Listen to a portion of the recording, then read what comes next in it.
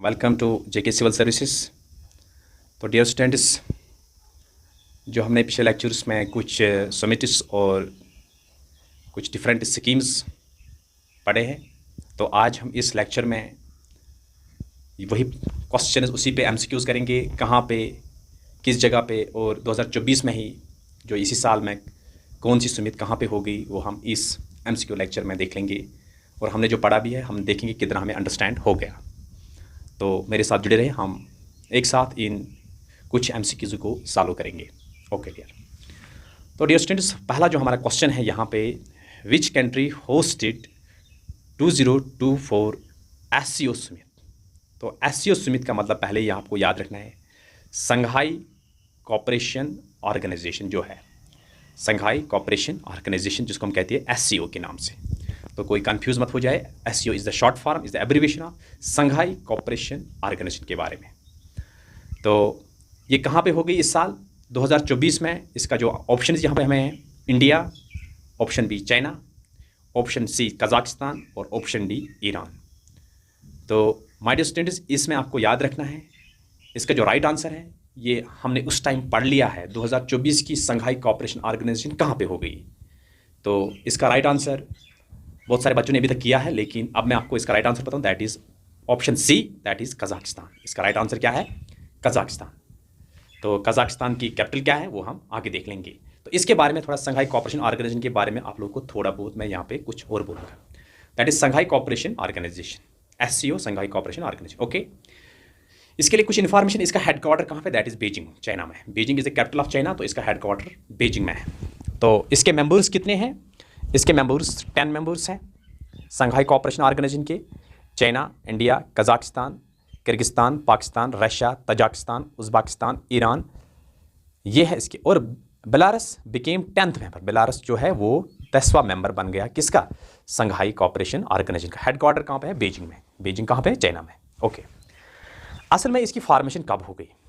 तो dear student, इसकी formation जो हो गई 1996 में, 1996 में, 1996 में संघाई कोऑपरेशन की ऑर्गेनाइजेशन हो गई।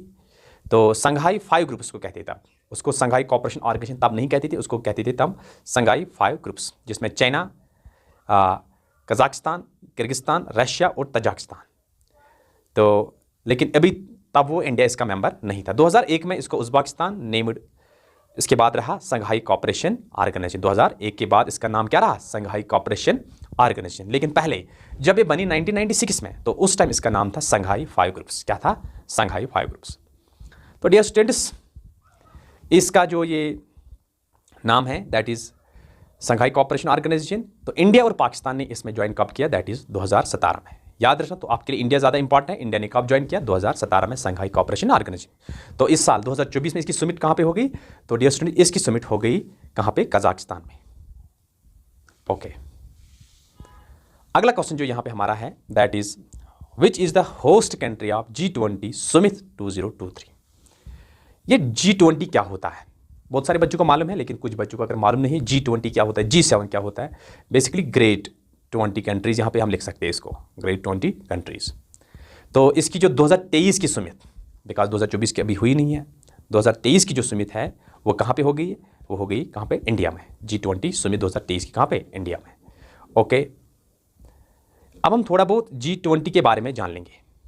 G20 के बारे में, नाउ G21, ये सबसे इंपॉर्टेंट पॉइंट है। अभी तक G20 हम बोलते हैं इसको, इवन कि अगर इसमें 30 मेंबर्स भी कल आएंगे, 32 मेंबर्स भी कल आएंगे, लेकिन तब भी हम इसको कहेंगे G20, क्योंकि जब ये बनी तब G20 के नाम से बनी।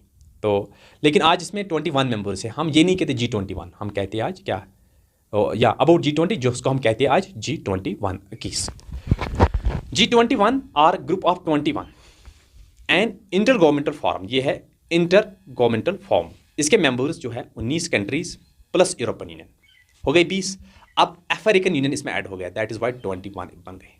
नाउ 20 G21, इससे पहले क्या था? G20, अब G21 बन गया, बिकॉज जो लेटेस्ट मेंबर इसमें ऐड हो गया है वो कौन है? माय डियर स्टूडेंट, जो इसका लेटेस्ट मेंबर ऐड हो गया वो हो गया अफ्रीकन यूनियन। तो इसमें आपको याद रखना है डियर स्टूडेंट, 19 कंट्रीज है इसमें और यूरोपियन यूनियन भी है। याद रखना, यूरोपियन यूनियन कितने बन गए? 20, और अब इसमें ऐड हो गया अफ्रीकन यूनियन भी। तो कितने बन गए? G21, याद रखना। कब बन गई? 1999 में, 1999 में ये G20 पहले बन गई। इंडिया मेंबर सिंस 1990, इंडिया इसका मेंबर पहले से ही था। जब से G21 बन गई तो इंडिया मेंबर तब से ही था, इंडिया मेंबर तब से ही था किसका? G20 का। ओके, तो इसलिए मैंने लिखा इंडिया मेंबर सिंस 1999, तो बन गई 99 में, तब से इंडिया इसका मेंबर था। होस्ट कंट्री कौन है 2022 में? इंडोनेशिया। 2023 में कौन थी? इंडिया, जो मैंने अभी बोला आपको, ये थी 18th सुमित। अब जो 2024 में अभी नहीं हो गई, अब होने वाली है, वो कहाँ पे हो जाएंगी? That is in Brazil. तो मुझे कमेंट सेक्शन में बता देना ब्राज़ील किस कॉन्टिनेंट में आता है, ये मुझे कमेंट सेक्शन में बता देना।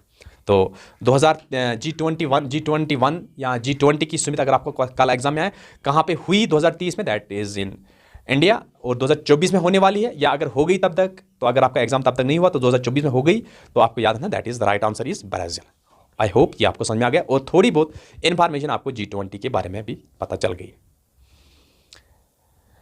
यहां से और एक क्वेश्चन है that is who chaired 9th governing council meeting of NITI Aayog? किसने 9th governing council meeting NITI Aayog chair की? That is prime minister Narendra Modi. तो प्राइम मिनिस्टर नरेंद्र मोदी ने ये की, कहाँ पे हेल्ड हो गई? Rashtrapati Bhavan cultural centre. तो my dear student, Rashtrapati Bhavan में कौन बैठता है? दैट वहाँ पे बैठता है कौन? प्रेसिडेंट, जिसको हम कहते हैं राष्ट्रपति भवन। और न्यू दिल्ली में attended 20 states and 6 UTs, 20 states और 6 यूटीज़ उसमें पार्टिसिपेट हो गए किस 9th governing council meeting NITI Aayog के दौरान। नीति आयोग क्या है? National institution for transforming India, national institution for transforming India, NITI, that is NITI, national institution for transforming India. Replace ने क्या किया? प्लानिंग कमीशन, जो मैंने आप लोगों को बोला है। कब? 1 जनवरी 2015 को। इसका हेडक्वार्टर कहाँ पे? That is in new Delhi. कहाँ पे है? न्यू दिल्ली में इसका हेडक्वार्टर है।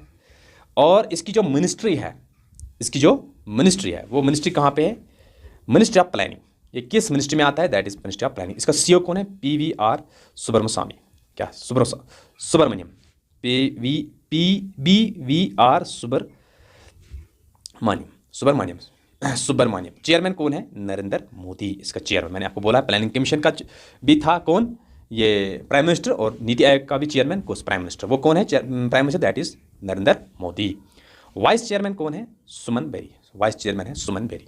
तो आई होप इसके बारे में भी आपको इन्फॉर्मेशन पता चल गई नीति आयोग के बारे में। ओके, अगला क्वेश्चन जो हमारा है that is which city hosted 16वीं 16th world future energy? That is Abu Dhabi. World future energy किस सिटी ने होस्ट किया है 16वीं 16th world future energy summit 2024 की? तो माय डियर स्टूडेंट्स, इसको होस्ट किया गया है किसके द्वारा? इसको होस्ट किया गया है अबू धाबी के द्वारा। किसके द्वारा? Abu Dhabi. तो अबू धाबी में इस समिट को होस्ट किया गया है। और इसके अलावा इसका थीम अगर आपको कल एग्जाम में आया, वर्ल्ड फ्यूचर एनर्जी का, किसका? वर्ल्ड फ्यूचर एनर्जी का, याद रखना। इसका जो थीम है my dear student, that is driving sustainable energy solution. क्या है? ड्राइविंग सस्टेनेबल एनर्जी सोल्यूशन है इसका थीम। ओके, क्या? ड्राइविंग सस्टेनेबल एनर्जी सोल्यूशन जो है इसका थीम है। क्या? Driving sustainable energy solution. तो ये किसका थीम है? वर्ल्ड फ्यूचर एनर्जी समिट का थीम था। ड्राइविंग सस्टेनेबल एनर्जी सोल्यूशन है इसका थीम। तो कहाँ पे हो गई? अबू धाबी में। कहाँ पे? अबू धाबी में ये समिट हो गई। ओके, चलते हम नेक्स्ट पॉइंट पे। माय डियर स्टूडेंट्स, काफ़ी इंपॉर्टेंट ट्रीटी है यहाँ पर भी, इसको आपको याद रखना है। विच कंट्री होस्टेड 46th, तो वर्ल्ड हेरिटेज कमिटी काउंसिल हो गई 46th, यहाँ पर भी याद रखना। विच country hosted 46th Antarctica treaty, Antarctic treaty जिसको हम कहते हैं। कंसल्टिव मीटिंग, इसकी कंसल्टिव मीटिंग जो एंटार्क्टिक ट्रीटी की कंसल्टिव मीटिंग होगी 46th, कहाँ पे हो गई? तो माय डियर स्टूडेंट्स, वो हो गई कहाँ पे? इंडिया में। कहाँ पे? Right answer is India. Which country hosted 46th Antarctic treaty consultative meeting, इसके रिलेटेड, एंटार्क्टिक ट्रीटी के रिलेटेड, वो कहाँ पे हो गई? That was held in India. तो इसीलिए यहाँ पे मैंने थोड़ा बहुत इसके बारे में भी डिस्कस किया है, क्योंकि एट दैट टाइम हमने एंटार्क्टिका ट्रीटी को डिस्कस नहीं किया, इसीलिए मैंने यहाँ पे एंटार्क्टिका ट्रीटी भी बोली कहाँ पे होगी, MCQ में भी रहा इसके लिए, और थोड़ी बहुत इन्फॉर्मेशन भी इसके लिए। देखो my dear students, which country host 46, same point है ना, Antarctica treaty consultative meeting, that is India. वो तो आपको मालूम है, लेकिन इसके बारे में हम थोड़ा जान लेंगे। Held in Kochi, Kerala. कहाँ पे? इंडिया में किस जगह? कोची। कोची किसकी सिटी है? That is in Kerala. Antarctic treaty signed in Washington, ये कहाँ पे हो गई साइन? वाशिंगटन में। कब? 1 दिसंबर 1959 को। कब? 1 दिसंबर 1959 को। साइनड इन वाशिंगटन ऑन 1 दिसंबर 1959 को। पर्पज़ क्या था इसका? To designate Antarctica. I hope my dear students आपको मालूम है, वर्ल्ड में अगर आपको कोई बोलता है 7 कॉन्टिनेंट्स है, ठीक है, 7 कॉन्टिनेंट्स है, इसमें कोई शक नहीं है, लेकिन एक कॉन्टिनेंट पे पॉपुलेशन नहीं है, दैट इज़ इन एंटार्क्टिका, क्योंकि आइस कवर्ड सारा कॉन्टिनेंट ही है almost, that is Antarctic continent. इसमें पॉपुलेशन नहीं है, खाली 6 कॉन्टिनेंट इसमें पॉपुलेशन, लेकिन एक कॉन्टिनेंट में खाली आइस कवर्ड है, दैट इज़ एंटार्क्टिक। तो इसके ऊपर जो ट्रीटी हो गई है जिसको हम कहते हैं एंटार्क्टिक ट्रीटी, किसके लिए? इसका पर्पज़ क्या था, इसका ऑब्जेक्टिव क्या था? तो माय डियर स्टूडेंट, इसका पर्पज़ जो था to designate Antarctica as a zone for, किसके लिए? पीस के लिए। कोई कॉन्टिनेंट इसमें कोई मुदाखलत नहीं करेगा। क्यों? माय डियर स्टूडेंट्स, अगर आपको कल क्वेश्चन आया इस एंटार्क्टिक को कौन ओन करता है, इस एंटार्क्टिक कॉन्टिनेंट को कौन ओन करता है, या अगर कभी बार आपको क्वेश्चन आया आप बताएं जितने भी वर्ल्ड में बड़ी वाटर बॉडीज़ है, ocean, Indian ocean, Pacific ocean, Atlantic ocean, इनको ओन कौन करता है? बेसिकली माय डियर स्टूडेंट्स, इनको हम कहते हैं politically they are global commoners. क्या है? Global commoners. ये ग्लोबली हर किसी के होते हैं। एयर, एटमॉस्फेयर, ये एंटार्क्टिक एनवायरनमेंट, ये ओशंस, ये क्या है? These are global commoners. ये हर किसी के, ये कॉमनली हर कोई यूज़ कर सकता है, और इसको पर्टिकुलरली कोई सेक्शन, कोई कम्युनिटी, कोई नेशन, कोई कॉन्टिनेंट ऑन नहीं करता है, because they are common for all, they are common for all, that is why call them, इनको हम कहते हैं ग्लोबल कॉमनर्स कहते हैं। एंटार्क्टिका भी किस में? ग्लोबल कॉमन में आता है। तो पीस के लिए, साइंटिफिक रिसर्च के लिए, वहाँ पे हम रिसर्च कर सकते हैं। हाँ, इस तो लास्ट ईयर मैंने पढ़ लिया है 5000 research associates are working in Antarctica continent, and environmental preservation के लिए, और एनवायरमेंटल प्रिजर्वेशन के लिए। तो अभी जो रिसेंटली एक न्यूज़ आ गई, तो एक मतलब ओजोन होल हो गया, that was depleted in the Antarctica continent में, वो नजर आ गया। India's research station at the rate of Antarctica, Maitri 1989 और Bharati 2012, that is 2012। Okay, that is Antarctica treaty कहाँ पे हो गया आज इस साल? इंडिया में। कहाँ पे? कोची, दैट इज केरला में।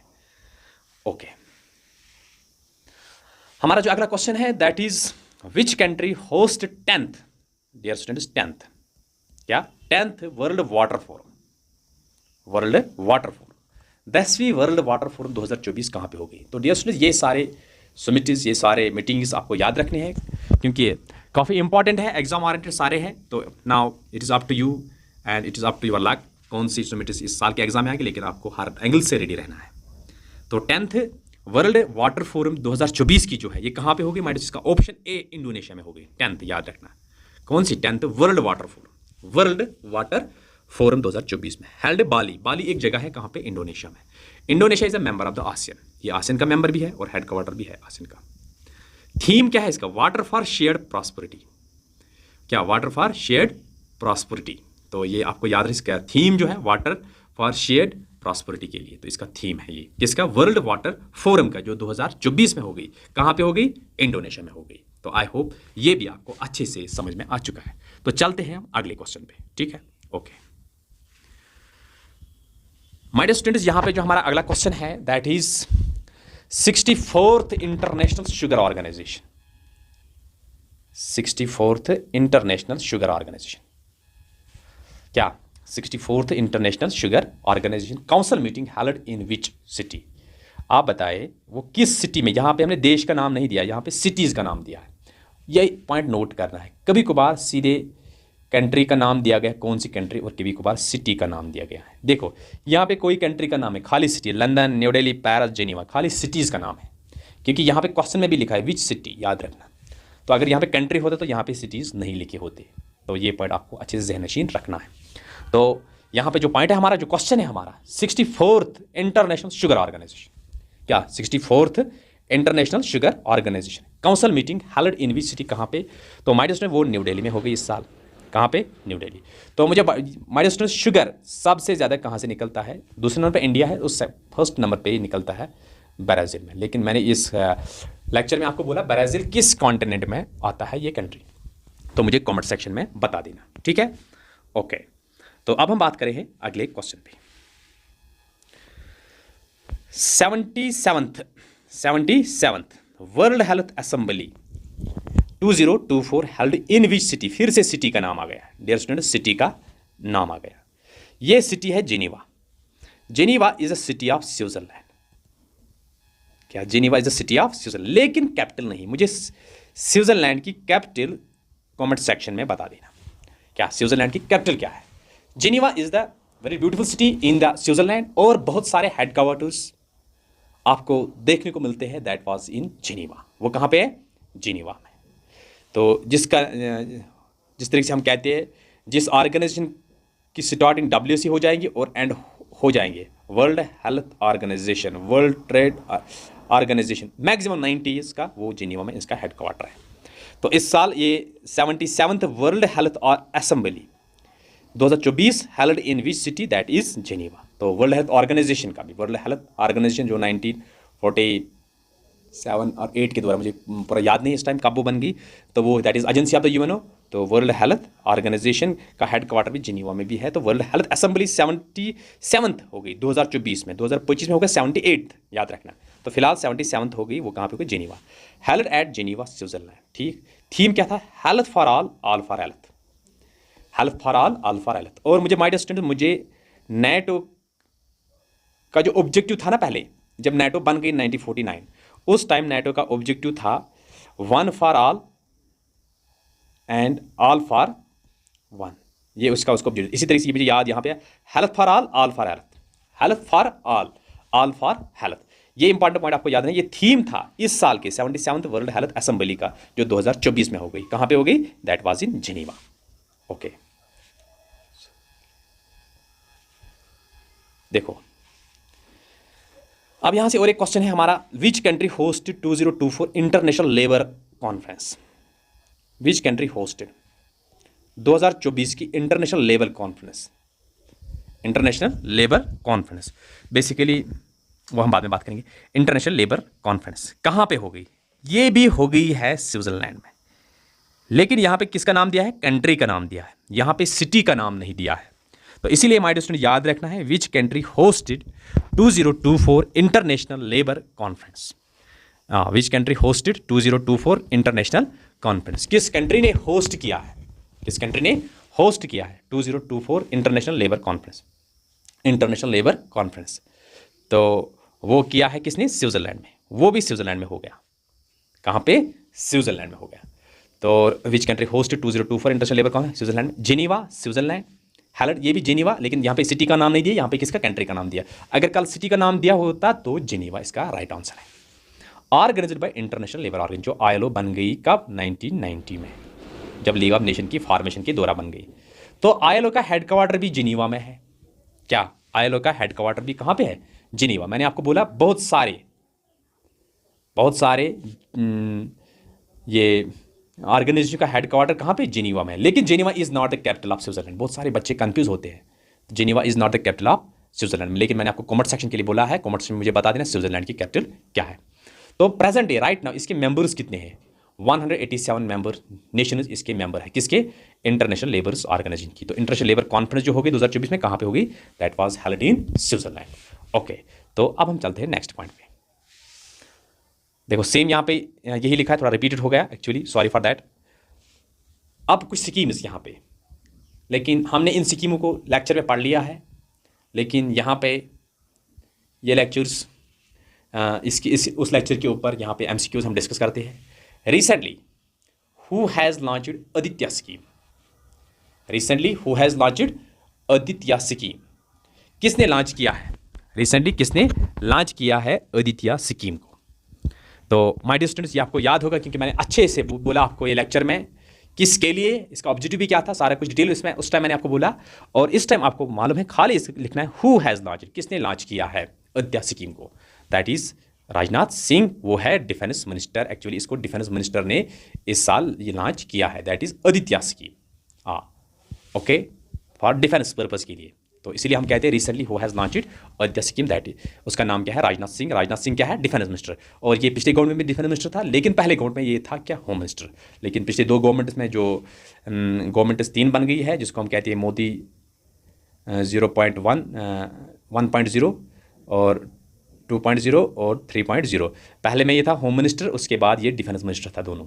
क्योंकि ऑलमोस्ट आप लोग को याद है इस बार ज़्यादा पोर्टफोलियोज चेंज नहीं हो गए, जो पिछले गवर्नमेंट में पोर्टफोलियोज थे वही पोर्टफोलियोज कंटिन्यू हो गए। ये एक बेनिफिट भी होता है गवर्नमेंट के लिए। ओके, चलते हैं हम अगले क्वेश्चन पे। माय डियर स्टूडेंट्स, यहाँ पे एक और क्वेश्चन है, that is recently which ministry, किस मिनिस्ट्री ने लॉन्च किया है कृति प्रोग्राम। याद रखना, कृति प्रोग्राम किसने लॉन्च किया है। तो मैंने लेक्चर में आपको बोला ये कृति भी पढ़ लिया हमने, तो कृति प्रोग्राम किस मिनिस्ट्री ने लॉन्च किया है। तो माय डियर स्टूडेंट्स, यहाँ पे 4 मिनिस्ट्रीज हमें दिए, आंसर में क्वेश्चन में दिए है, that is ministry of education, ministry of sports, ministry of defence और नन ऑफ द अबव। तो my dear students, Kirti programme जो है ये मिनिस्ट्री ऑफ एजुकेशन ने, सॉरी मिनिस्ट्री ऑफ सपोर्ट्स ने, नॉट मिनिस्ट्री ऑफ एजुकेशन, ये मिनिस्ट्री ऑफ सपोर्ट्स ने इसको लॉन्च किया है। तो कमेंट सेक्शन में बता देना मुझे सपोर्ट्स मिनिस्टर कौन है इस बार, सपोर्ट्स मिनिस्टर कौन है इस बार की कैबिनेट में, सपोर्ट्स मिनिस्टर कौन है वो मुझे कमेंट सेक्शन में बता देना। लेकिन फिलहाल के लिए आपको याद रखना है जो कृति प्रोग्राम जो है, कृति प्रोग्राम, तो इसको लॉन्च किसने किया है, इस किस मिनिस्ट्री ने, इसको मिनिस्ट्री ऑफ सपोर्ट्स ने लॉन्च किया, याद है मिनिस्ट्री ऑफ सपोर्ट्स ने लॉन्च किया है। ओके, तो यहाँ पे और एक क्वेश्चन है हमारा, दैट इज नमस्ते is a central sector scheme of which ministry. क्या नमस्ते, सॉरी हाँ, नमस्ते ये एक सेंट्रल सेक्टर स्कीम है क्या, नमस्ते is a central sector scheme of which ministry, किस मिनिस्ट्री के द्वारा है, कौन से, नमस्ते। तो डियर स्टूडेंट्स, यहाँ पे 4 मिनिस्ट्रीज दी है, लेकिन माय डियर स्टूडेंट्स इसका जो राइट आंसर है, इसका जो राइट ऑप्शन है, इसका जो राइट आंसर होने वाला है दैट इज MOSJE। इसका मतलब क्या है, मिनिस्टर ऑफ SJE। ये MO का मतलब आपको मालूम है, that is minister of, SJE क्या है, इसका नाम है सोशल जस्टिस एम्पावरमेंट। याद रखना, S social, J justice, E empowerment. ये ministry of social justice empowerment ने इस स्कीम को लॉन्च किया है।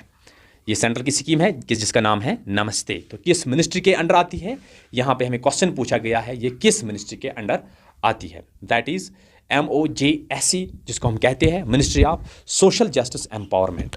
तो माय डियर स्टूडेंट्स, आपको मालूम है सोशल जस्टिस में हम क्या करते हैं, सोशल जस्टिस में हम कुछ डिफरेंट फैसिलिटीज़ प्रोवाइड करते हैं, डिफरेंट फैसिलिटीज़ हम इसमें प्रोवाइड करते हैं, किन के लिए, जो स्पेशली किसी भी एंगल में से डाउन ट्रोडन सेक्शन होता है, क्या, डाउन ट्रोडन सेक्शन जो होता है, मतलब जैसे SCs होते हैं, STs होते हैं, OBCs होते हैं फॉर एग्जांपल, या आजकल या कोई और डाउन ट्रोडन सेक्शन जो होता है किसी भी एंगल से, उनके लिए हम कुछ जो रिजर्वेशन पॉलिसीज़ रखते हैं, क्या रखते हैं, रिजर्वेशन पॉलिसीज़ जो हम उसके लिए रखते हैं।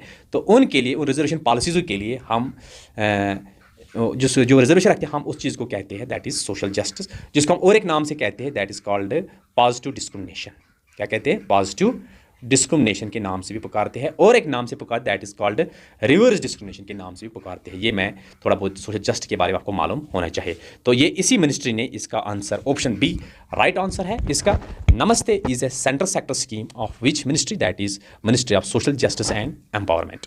तो I hope my dear students ये लेक्चर भी आपके लिए काफ़ी ज़्यादा फ्रूटफुल है, और कुछ क्वेश्चंस मैंने आपके लिए डिस्कस किए हैं जो हमने पिछले टॉपिक्स में पढ़े हैं, पिछले लेक्चर्स में पढ़े हैं।